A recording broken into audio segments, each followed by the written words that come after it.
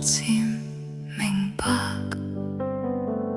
擁有全宇宙嘅上帝，都為咗佢嘅仔女，每日都喺度忍耐同埋等待，為咗完整嘅關係。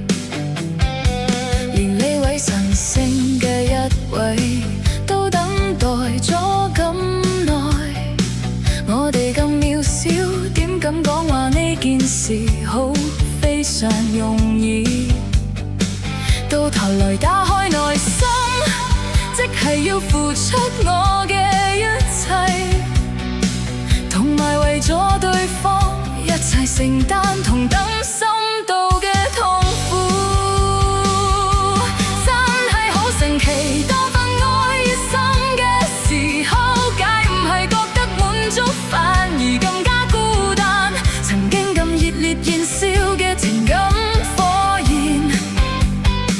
到最後係咪好快就會變成更大嘅痛楚傷痕？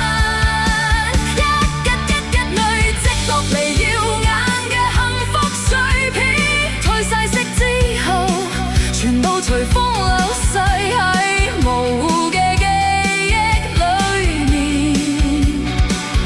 願望越大，傷口嘅面積就變得越大，喺時間嘅波浪裏面，我嘅情感全部磨滅晒。愛得越深，我嘅孤獨感就越強烈。